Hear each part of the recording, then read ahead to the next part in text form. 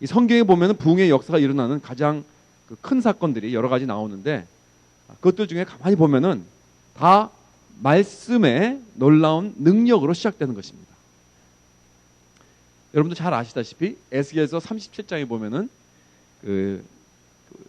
골짜기에 수많은 뼈들이 이제 막 살아나는 그러한 역사가 일어났습니다.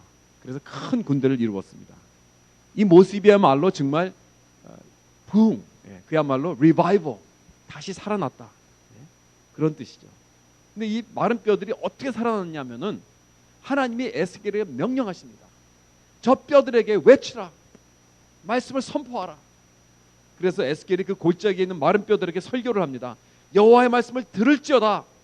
주 여호와께서 이 뼈들에게 말씀하시기를 내가 생기로 너에게 들어가게 하리니 너희가 살리라. 그랬더니 이 골짜기에 있는 뼈들이 따그닥 따그닥 따그닥 하면서 막 일어나는 그런 소리가 들립니다. 그러면서 뼈에 살이 붙고 힘줄이 생기고 생기가 들어갑니다. 그래서 살아나서는 이 여호와의 큰 군대가 되었습니다. 무엇이 이 죽은 뼈들을 살아나게 했습니까? 하나님의 말씀의 능력인 줄 믿으시기 바랍니다.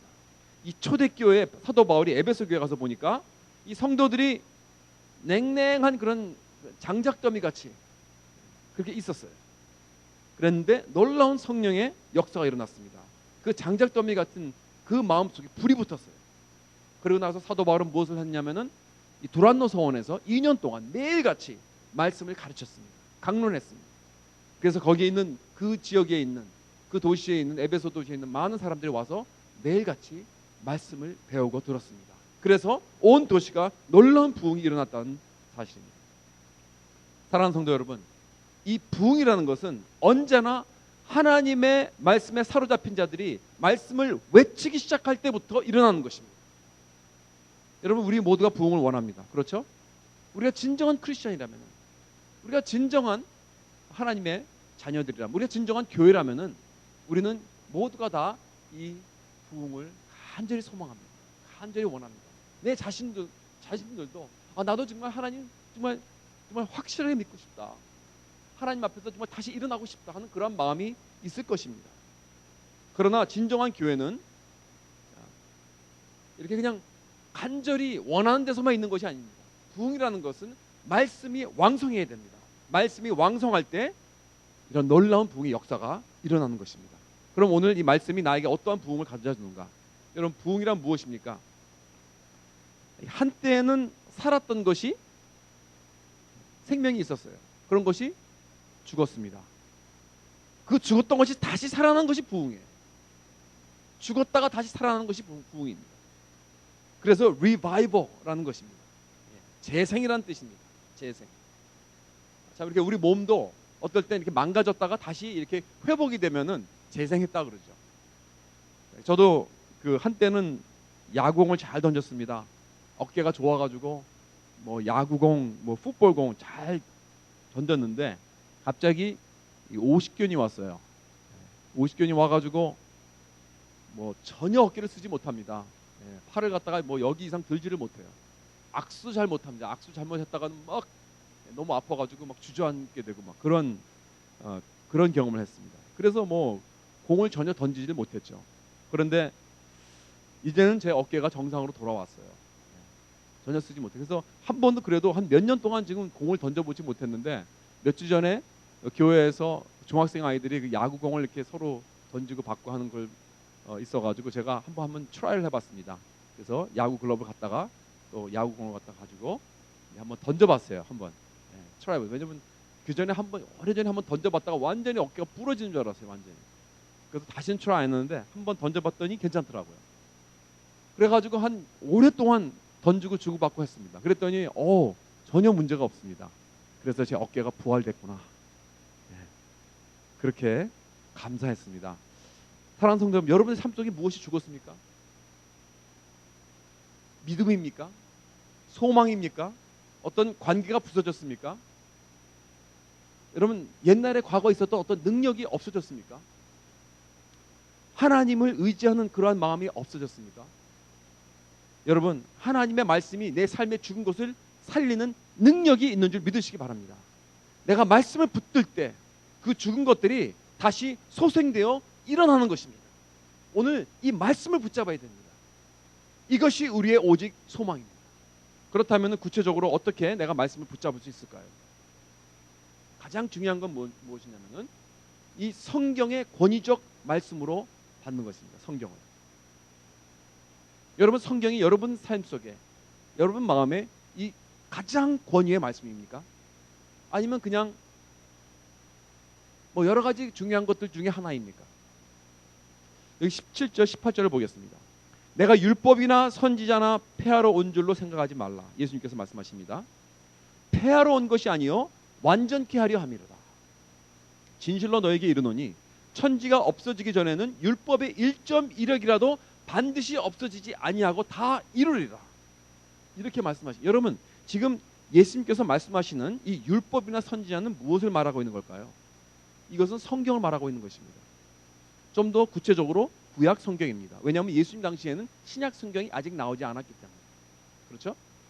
예수님께서 말씀하시는 이 신약에서 나오는 이 성경, 하나님의 말씀, 율법 이런 건 다 구약을 말하고 있는 것입니다. 그런데 이 구약 말씀을 예수님께서 어떻게 생각하시느냐 하면은 1.1획이라도 반드시 없어지지 않고 다 이루리라고 말씀하십니다. 여러분, 이런 표현은 가장 높고 강한 표현입니다. 성경에 대한. 여기 그 1점이라는 것은 그 히브리어로 요드라는 말인데, 요드는 히브리 글자 중 가장 작은 글자입니다. 그러니까 우리 한글로 말하면은 뭐 이게 아와 어에서 짝대기가 하나가 이쪽으로 오면 아가 되고 이쪽으로 오면 어가 되잖아요. 그 짝대기 하나, 그 작은 거, 작지만 아주 중요하다는 것입니다. 또 1획이란 예를 들어서 히읗에서 위에 그 점 하나, 그 1점입니다. 아주 작지만은 그런 것 하나라도, 아주 작은 것 하나, 점 하나라도, 짝대기 하나라도 영원히 없어지지 않고 진리라는 것입니다. 그 말이 그리고 꼭 이루어진다는 것입니다. 그러니까 하나님의 말씀은 그냥 진리일 뿐 아니라 다 이루어진다. 여러분, 이 세상에 많은 책들, 진리가 담겨 있는 책들이 많이 있습니다. 뭐 텔레폰 북도 봐도 진리죠. 진짜죠. 팩트니까. 뭐 무슨 엔사이클로피디아를 봐도, 백과사전을 봐도, 또 그리고 영어 사전을 봐도 다 거기에 보면 그 진실들이 담겨져 있습니다. 그러나 그런 것들과 다른 것이죠. 사실이 담겨져 있는 책들이 많이 있지만은 성경 말씀은 그거보다 더 나아가서 성경 말씀은 여기 내용들이 다 사실이고 진리일 뿐 아니라 여기 말씀은 모든 것들이 다 꼭 이루어졌고 또 앞으로도 이루어질 것이라는 놀라운 사실입니다. 모든 약속은 다 지켜집니다. 하나님의 모든 경고는 꼭 우리에게 다가올 것입니다. 빌립보서 2장에 보면 성경이 말씀하십니다. 하늘에 있는 자들과 땅에 있는 자들과 땅 아래에 있는 자들로 모든 무릎을 예수의 이름에 꿇게 하시고 모든 입으로 예수 그리스도를 주라 시인하여 하나님 아버지께 영광을 돌리게 하셨느니라 그랬습니다. 예수 그리스도가 주님이시라는 사실입니다. 진리입니다. truth. 예수 그리스도는 주님 뿐만 아니라 이제 장차 하늘에 있는 모든 자들이나 땅에 있는 모든 자들이나 다 예수 앞에서 무릎을 꿇게 될 것이다. 그를 주라 시인하고 주님 앞에서 무릎을 꿇게 될 것이다. 이것이 하나님의 말씀의 권위요 능력인 줄 믿으시기 바랍니다. 이 말씀의 권위를 내 삶 속에 세워야 됩니다. 여러분, 이런 말씀의 권위가 여러분의 삶 속에 있습니까? 이사야 55장 11절에 말씀하십니다. 여호와 하나님께서 내 입에서 나가는 말도 이와 같이 헛되이 내게로 되돌아오지 아니하고 나의 기뻐하는 뜻을 이루면 내가 보낸 일에 형통함이니라. 하나님의 말씀 한번 선포되면은요 그냥 헛되이 돌아오지 않는다는 것입니다. 꼭 그 권능, 그 파워를 이루고 나서 돌아온다. 그 뜻을 이루고 나서 돌아온다는 것입니다. 이것이 하나님의 말씀의 권위입니다. 하나님께서는 그 뜻을 이루십니다. 말씀을 통해서. 히브리서 4장 12절 말씀입니다. 하나님의 말씀은 살아있고 활력이 있어 좌우에 날쓰던 어떤 건방으로도 예리하여 혼과 영과 및 관절과 골수를 찔러 쪼개기까지 하며 또 마음의 생각과 뜻을 판단하나니. 여러분, 세상에 이렇게 살아있고 활력 있는 능력의 말씀이 있습니까? 없습니다. 하나님의 말씀 외에는. 하나님의 말씀은 그 말씀 자체가 생명력이라고 그랬습니다. 이 세상에서 이것보다 큰 능력은 없습니다. 여러분, 칼은 살을 쪼개는 그러한 힘이 있지만은 여러분, 하나님의 말씀은 사람의 혼과 영을 쪼개는 능력이 있습니다. 성경 말씀에 1.1획도 패하지 못한다고 그랬습니다. Scripture cannot be broken. 성경 말씀은 조직할 수도 없고 무시할 수도 없고 조작할 수도 없고 무가치하게 할 수도 없습니다. 또 무시할 수도 없습니다. 모든 것이 다 성경 말씀 앞에서 다 드러나게 되어 있습니다. 하나님 말씀 앞에서. 거짓말해도 다 드러납니다. 하나님 말씀 앞에서. 완전히 벌거벗기게 되어 드러나게 되는 것입니다.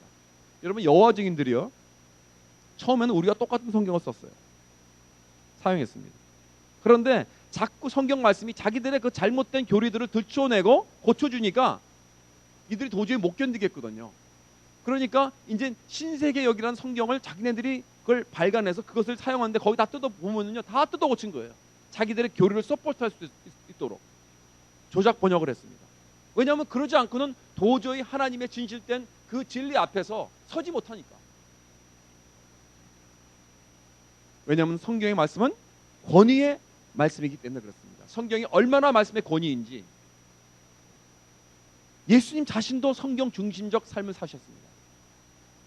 그러실 필요가 없어요. 예수님은. 왜? 예수님은 하나님이시기 때문에 그냥 뭐라고 말씀하시면 그게 성경입니다. 그렇잖아요?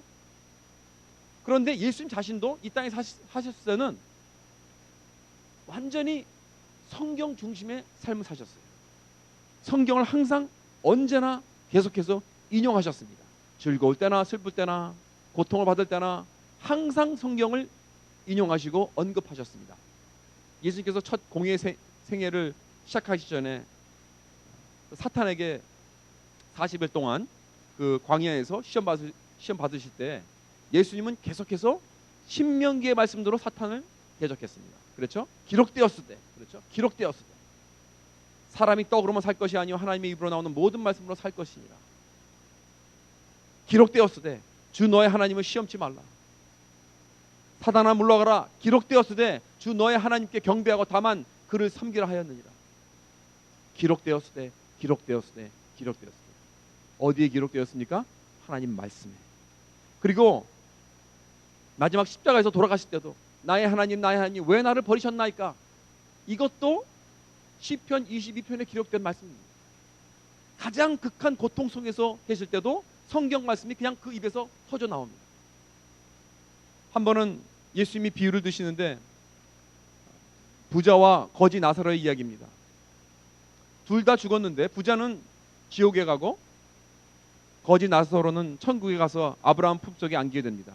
이 지옥에 있는 부자가 위로 쳐다보면서 아브라함에게 말합니다. 아버지 아브라함이요, 여기 지옥에 와보니까 너무나 고통스럽습니다. 너무나 여기가 나쁩니다.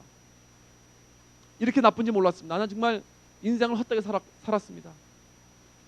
내 형제들이 아직 살아남아 있는데 제발 아직도 그들이 지금 죄악 가운데 있사오니 제발 나사로를 보내셔서 좀 그들에게 꼭 얘기해서 설득해서 절대로 이곳에 오지 않도록 말씀해 주세요. 그렇게 부탁했어요. 그랬더니 아브라함이 대답하기 뭐라 그랬냐면은 그들에게 모세와 선지자들이 있지 않냐. 여러분, 모세와 선지자는 뭡니까? 구약을 말하고 있습니다. 그렇죠? 성경을 믿으면 되잖아. 그 말씀이에요. 그러니까 지옥의 부자가 다시 하소연을 합니다. 아브라함이요, 그렇지 않습니다. 만약에 죽은 자가 다시 살아나서 말해주면 그들이 믿을 것입니다. 그랬더니 그때 이 아브라함이 아주 치명적인 말을 해줍니다. 만약에 모세와 선지자들을 믿지 않으면은 죽은 자가 다시 살아나도 그들을 믿지 않을 것이다. 이렇게 예수님은 예수님의 그 성경과는 아주 절대적이고 철저한 권위입니다. 우리는 자꾸 하나님에게 기적을 요구합니다. 하나님 보여주세요. 하나님께서 살아계신다는 것을 이 성경에서 많이 보여준 그 기적같이 한번 보여주세요. 그럼 내가 믿겠나이다. 이런 말들을 우리는 자주 해요. 여러분, 그러나 죽은 자가 다시 살아나는 기적보다 더 큰 기적이 있나요? 없습니다. 죽은 자가 다시 살아나는 것처럼 더 큰 기적은 없습니다. 그런데 여기서 뭐라 그러냐면 예수님께서 이 죽은 자가 다시 살아나서 믿지 않는다면은 그것은 뭐냐면은 이 성경이 이 죽은 자의 그 놀라운 기적보다 더 크다는 거예요. 그러니까 성경을 믿지 않으면은 죽은 자가 살아나도 믿지 않을 것이라는 것입니다. 다시 말해서 성경의 권위가 모든 기적보다 더 높다는 것입니다. 그렇기 때문에 성경을 안 믿는 사람은 어떤 기적을 보여줘도 믿지 않는다는 것입니다. 성경은 완전한 하나님의 말씀입니다. 이렇게 아무런 흠과 오도 없습니다. 놀라운 능력이 있습니다. 우리 삶에 모든 것을 공급할 수 있는 능력이 있습니다. 바로 이 성경 말씀이 예수님 삶의 중심이었다면은 우리 예수님을 따라가는 우리들은 how much more 이 말씀이 더욱더 우리 삶의 중심이 되어야 하지 않겠습니까? 여러분, 미국 교회가 오늘날 왜 이렇게 많은 숫자가 줄어들고 교회가 문을 닫고 이렇게 무너지고 있는지 아십니까? Back in 1970 미국 70년대 어느 대학교에서 설베이를 냈습니다. 대상은 7,500명의 그 목회자들입니다. 개신교 목회자들. 많은 숫자죠. 대부분이 큰 교단 안에 속해 있는 목회자들입니다. 이 질문 딱 이거예요. 간단합니다. 이 성경을 하나님의 감동으로 된 말씀으로 믿습니까? 그게 물었어요. 여러분은 어떻게 생각하십니까? 아마 제가 여기 있는 분들에게 다 한번 물어보면은 아마 적어도 95%는 다 예스라고 그럴 것 같아요. 제 생각에. 아멘? 잘못 내가 물어봤나요? 아니겠죠? 네. 성경 말씀은 하나님의 감동으로 된 것이죠. 다 믿습니다, 우리. 그런데요, 놀랍게도 그 목사님들 가운데서 75%가 no 그랬대요. Can you believe that? 믿을 수 있어요? 그러니까 미국 교회 문제는 여기서부터 시작된 것입니다. 하나님의 말씀의 권위가 떨어진 거예요. 도대체 신학교에서 무엇들을 가르치는 겁니다. 교회 리더들이 이렇게 하나님의 말씀을 빈약하게 생각하게 되면은 교회 문 닫는 것은 시간 문제입니다. 그렇다면은 반대로 생각해서 교회가 부흥하는 중요한 키는 바로 여기에 있습니다. 하나님의 말씀의 권위를 다시 회복하는 것입니다. 아멘? 왜? 바로 그것이 예수 그리스도를 높이는 것이기 때문에 그렇습니다. 사랑하는 성도 여러분, 내가 어떻게 하면 하나님과 가까워질 수 있을까요? 하나님의 말씀을 통해서 가까워질 수 있는 것입니다. 여러분, 말씀을 붙잡아야 됩니다. 그래야 하나님께서 나에게 주시는 그 말씀을 내가 그 음성을 말씀을 통해서 들을 수 있는 거예요. 그러나 말씀의 권위를 잃어버리면은 주님의 말씀을 내가 들을 수가 없어요. 여러분, 여러분의 마음의 권위가 어디에 있습니까? 하나님의 말씀, 성경입니까? 아니면 다른 무엇입니까? 둘 다일 수는 없어요. 만약에 이것이 하나님의 말씀, 이 권위적인 말씀이 내 삶에 이 권위가 되지 않으면 다른 것이 권위가 될 것입니다. 예를 들어서 이 세상 가치관, 문화적 가치관, 이 사회에서 가르치는 것들, 뭐 인간 철학, 뭐 이런 것들이겠죠.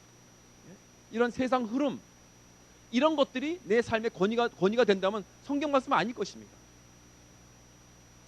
제가 목사 안수를 받을 때 미국에 있는 어떤 한인 교단에게 받으려고 교육을 받고 있었는데, 그때 어느 교수님 중 한 분이 그 여성 목사 안수 문제에 대해서 언급을 하시면서 여성들도 목사 안수를 받아야 된다고 주장하시더라고요. 그런데 그 이유를 뭐라고 말하냐면은 여자 전도사님들도 똑같은 신학 공부를 하는데 졸업을 하고 나서 남자 신학생들 같이 그렇게 대우를 못 받는다는 거예요. 목사가 되지를 못하기 때문에. 그래서 너무 불쌍하다는 겁니다. 그러니까 이거는 불공평하다는 거예요. 그래서 그들도 목사 안수를 줘야 한다고 말씀하시더라고요. 여러분, 뭐 여성 목회자 안수에 대해서 맞고 틀리고를 따지는 게 아니고 그게 이슈가 아닙니다.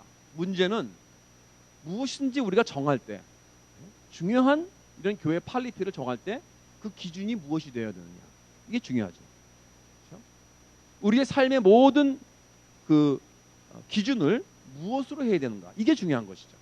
여러분, 우리가 크리스천이면은 우리의 삶의 기준이 무엇입니까? 무엇이죠? 말씀, 하나님의 말씀입니다. 여러분이 훨씬 낫습니다. 근데 이 교수님이 이분의 기준은 뭐예요? 하나님의 말씀이 아니고 불쌍하다는 거예요. It's not fair, 이거예요, 기준이. 그러니까 완전히 자기 인간의 감정이 기준이 되는 것입니다. 아니면 이 세상의 가치관이라든가, 아니면 어떤 여성 인권이라든가 뭐 이런 것들, 성경의 기준은 아닙니다. 오늘날 교회는 하나님의 말씀의 권위를 회복해야 되는 것입니다. 바로 이것이 우리가 하나님의 말씀을 붙잡는 첫 단계입니다. 사도 바울도 말씀했습니다. 우리나 혹은 하늘로부터 온 천사라도 우리가 너에게 전한 복음 외에 다른 복음을 전하면 저주를 받을지어다 그랬습니다.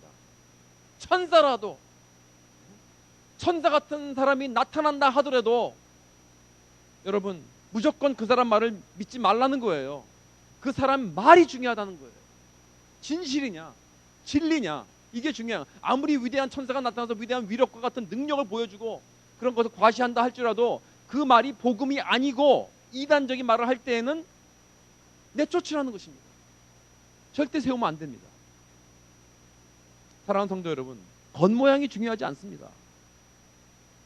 여러분, 기적이나 이적보다 더 중요한 것이 있습니다. 그것은 무엇이냐면 진리요 복음인 줄 믿으시기 바랍니다. 하나님 말씀이 가장 중요합니다. 그래서 첫 부흥의 조건은 이것입니다. 성경을 하나님의 권위의 말씀으로 붙잡아야 한다. 성경이 내 삶의 가장 높은 자리에, 가장 중심이 되어야 합니다. 하나님의 말씀이 내 삶에 이렇게 자리 잡고 있을 때 내 영혼은 이제부터 살아나게 되는 줄 믿습니다. 우리가 말씀의 권위를 내 삶 속에, 우리 교회 그리고 이 땅에 다시 회복할 때 부흥은 일어나게 되어 있습니다.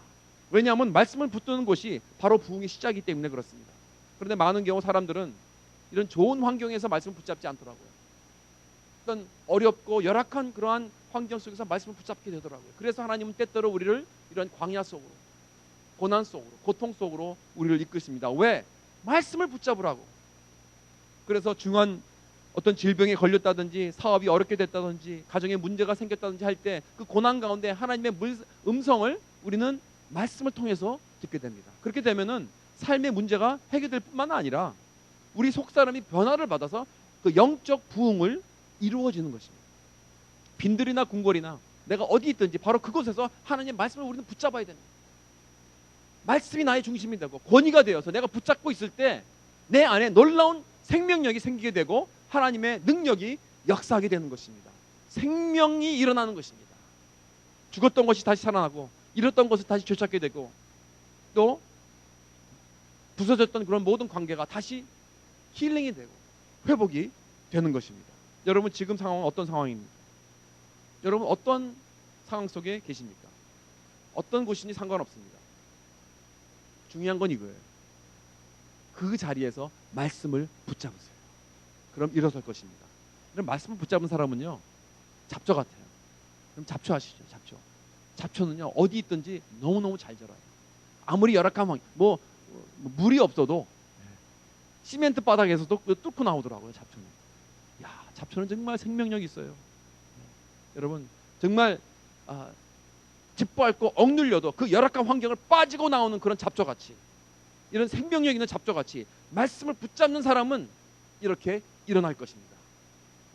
어떠한 나쁜 상황, 어떠한 열악한 상황 속에서도 그 뻗어나오는 그러한 잡초 같은 생명의 능력이 말씀을 통하여 일어나는 저와 여러분 되시길 주님의 이름으로 축원합니다. 제가 종종 하는 이야기 중에서 중국 부흥의 역사를 한번 생각해 보시기 바랍니다. 어저께도 우리 박옥순 권사님 따님 그 제니스 결혼식에 갔다가 그 주례를 하고 계시는 분이 보니까 많이 본 분이에요. 저걸 내가 어디서 봤더라. 그런데 3개국어로 결혼식을 하더라고요. 한국어, 중국어, 영어. 이런 거 처음 봤어요. 3개국어로 착착착착 하시는데 너무 잘하시는 거예요. 근데 가만히 보니까 생각이 났어요. 오래전에 이 LA에서 같이 이렇게 1.5세로서 이렇게 사역하다 같이 만난 그런 목사님이십니다. 그런데 10년 전에 중국으로 선교를 가시는 분이에요. 오스 인터내셔널 통해서. 거기서도 제가 한번 뵌 적이 있었어요. 그런데 그분하고 이제 같이 결혼식이 끝나고 좀 잠깐 이야기를 나눴는데 어떻게 난 그 선교지 아니고 어떻게 여기 있느냐고 했더니 뭐 왔다 갔다 하신대요. 아직 선교를 계속 하시긴 하시는데 왔다 갔다 하시는데 이 북경에서 사역을 하셨는데 북경이 너무너무 비싸답니다. 물가가. 그래가지고 거기에서 있기가 굉장히 힘들대요. 그리고 많은 사역들이 이제는 이 중국인들이 다 테이크오버를 하고 뭐 너무 잘하기 때문에 이제는 뭐 선교가 완전히 자리를 잡고 우리 그 교회와 크리스천티가 너무 자리를 잡아가지고 별로 선교사가 할 게 별로 없다는 것입니다. 그러니까 너무 참 한편으로는 기쁘고, 이게 중국이 이렇게 기독교가 이렇게 부흥을 하고 있다는 것이 상상만 해도 이게 상상이 안 가는 얘기입니다, 여러분. 왜냐하면은 불과 한 50년 전만 해도 이 중국의 기독교는요, 아무도 몰랐어요. 암흑 시대였습니다. 모태통이 태거부 할 때 그때 그 선교사들이 다 쫓겨나가면서 이 중국은 이제 끝났다고 생각했어요. 그런데 그때 당시에 있었던 한 200만 명의 그 크리스찬들, 중국에 남아있던 200만 명의 크리스찬들, 그들은 어떻게 된지도 모릅니다. 뭐 다 죽었는지, 다 완전히 클로즈가 됐는지. 그랬는데 50년 동안에 놀라운 부흥이 일어났는데, 이 공산 치하 속에서 부흥을 한 것입니다. 여러분, 무엇이 부흥을 일으켰는가? 그들에게 찬양도 중요했고 기도도 중요했지만은 저는 다른 것보다도 이 말씀을 붙잡았기 때문에 그렇습니다. 그렇다고 생각합니다. 제가 2000년도에 중국 선교를 갔을 때도 식당에서 가서 음식 먹기 전에 눈 뜨고 기도를 하게 하더라고요. 왜냐하면 눈 감고 기도했다가는 잘못하면 걸려 들어가니까. 참 그렇게 힘든 그런 때였는데 그들은 그렇게 말씀을 사모하는 거예요. 보통 예배를 뭐 막 2시간, 3시간 드립니다. 그리고 뭐 목사님이 1시간 정도 설교하면요, 이건 너무 짧아요. 그래서 성의 없는 목사로 찍힌다고 그러더라고요. 적어도 한 2시간 동안은 설교를 해야지, 올라갔으면. 그래가지고 한번 그 지하교회 그 전도자들을 대상으로 말씀을 한 3일 동안 가르친 적이 있는데, 아침 먹고 강의하고 점심 먹고 강의하고 저녁 먹고 또 밤늦게까지 강의하고 3일 만에 로마서를 다 마쳤어요. 그런데 그 모두가 얼마나 그렇게 말씀을 달게, 제가 아마 그렇게 얘기했으면 여기 아마 처음에 한 50명 있다가 아마 나중에는 한 명도 안 남을 거예요. 솔직히 말해드리면. 우리의 실정입니다, 그게. 근데 거기 있는 분들은요, 끝까지 말똥말똥하게 일일이 깨가지고 적으면서 그렇게 열심히 말씀에 그 집중하여 달게 듣더라고요. 제가 막 힘이 나는 거예요. 참 이러한 놀라운 그 부흥이 바로 이거다 느꼈습니다. 이들은 다른 것보다도 제일 중요한 게 말씀을 붙잡았고, 그래서 이 말씀의 놀라운 이 부흥이 이 중국을 일으켰구나. 참 여러분, 신앙생활에 참 답답하다고 말하는 사람들이 많이 있습니다. 크리스찬인데 얼굴에 기쁨이 없습니다. 뭔가 지쳐있고 항상 뭔가 눌려있는 그러한 사람들이 많이 있습니다. 마치 긴 터널 속을 달리는 그러한 사람들 같이 말이에요. 앞만 달려도 좀 이렇게 light at the end of the tunnel, 그 터널의 그 끝에 그 불이 좀 보이고 싶은데 불이 안 보이는 거예요. 앞만 달려도. 여러분, 혹시 그런 느낌을 가지고 있는 분 계시지 않나요? 여기에 사람들은 위로합니다. 조금만 참아라. 이제 곧 일어날 거야. 하나님이 기도를 들어주실 거야. 이제 상황이 이제 곧 바뀔 거야. 그런데 아무리 오래 기다려도 좀처럼 오지 않습니다. 자꾸 소망을 잃어갑니다. 여러분, 이런 자리에 있다면은 이런 긴 터널을 끝내는 방법이 있습니다. 뭔지 아십니까? 바로 말씀을 붙잡는 것입니다. 거기에 해답이 있습니다.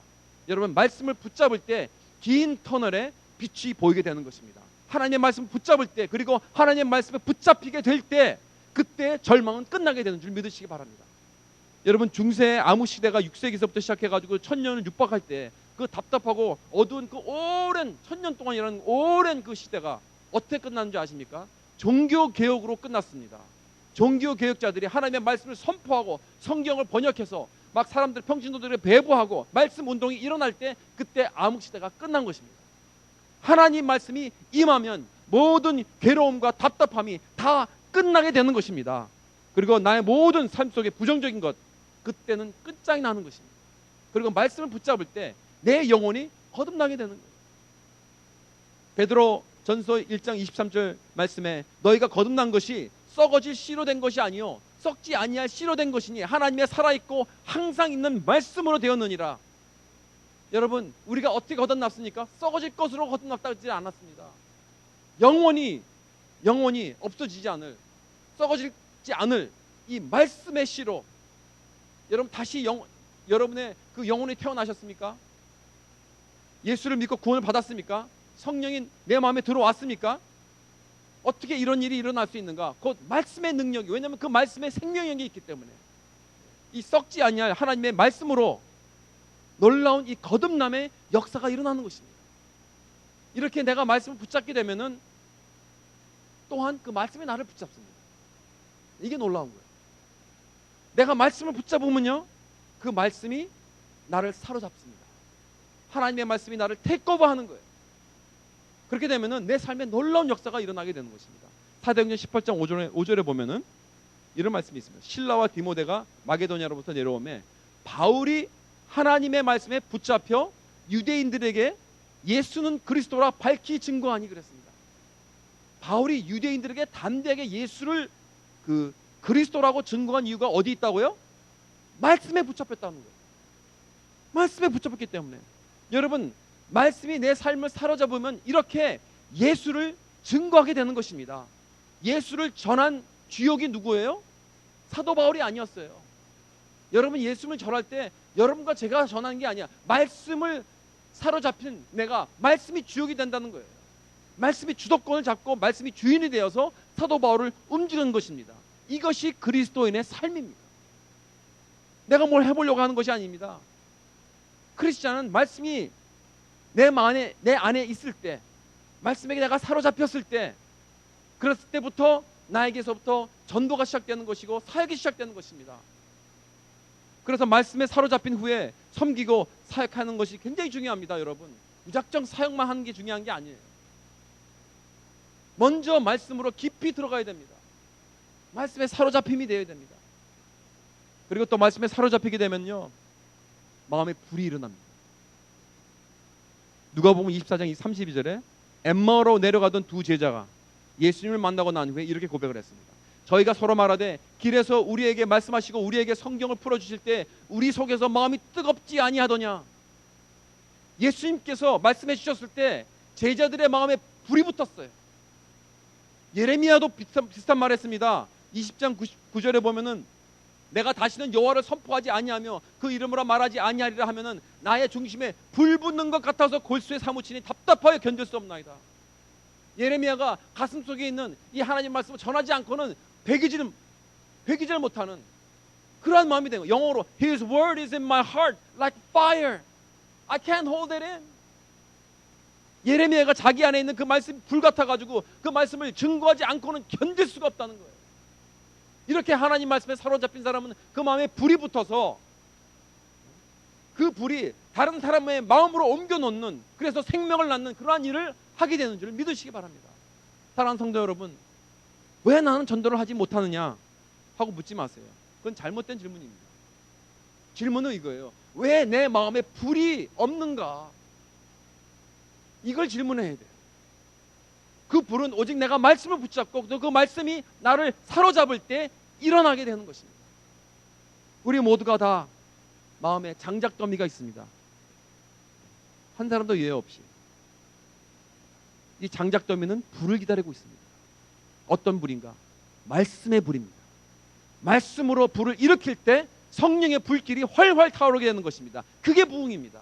그게 성령의 역사입니다. 그래서 한 사람 두 사람 이 마음의 불길이 다 일어나가지고 한 곳에 모일 때 이 작은 불꽃이 큰 불을 일으키고 이 모든 지역을 다 확 산불로 태워버리는, 복음의 불로 태워버리는 이러한 역사가 일어나게 되는 것입니다. 사랑하는 성도 여러분, 하나님의 이 능력의 말씀, 권위의 말씀으로 내 마음에 불을 붙여서 이 지역을 복음의 불길로 일어날 수 있는 그러한 놀라운 능력을 체험하시길 간절히 바랍니다. 말씀의 불로 이 전 지역을 다 태워버리십시다. 여러분, 말씀의 불로 말씀 운동을 하십시다. 성경 통독으로. 여러분, 오늘 여태까지 성경 통독 안 해보신 분 가시다가 꼭 픽업 하세요. 성경 통독 지금부터 시작해도 돼요. 금년 말까지 성경을 읽으세요. 말씀 운동을 합시다. 큐티로, 말씀 묵상으로, 제자훈련을 통해서. 제자훈련 우리 광고했죠? 사인업 하세요. 그거 다 완전히 그건 말씀 훈련입니다. 말씀 훈련. 그것으로 하나님의 말씀으로 주여 내 마음을 사로잡게 해 주시옵소서. 이것이 우리 기도의 주제가 될 것입니다. 그래서 우리 CMC 교회에 부흥의 불길이 일어나서 정말 우리가 예배다운 예배, 교회다운 교회가 되어서 이 지역에 놀라운 복음의 불이 일어나는 그런 역사가 일어날 수 있도록 간절히 기도하는 우리들 다 될 줄 믿습니다. 다 같이 기도하시겠습니다.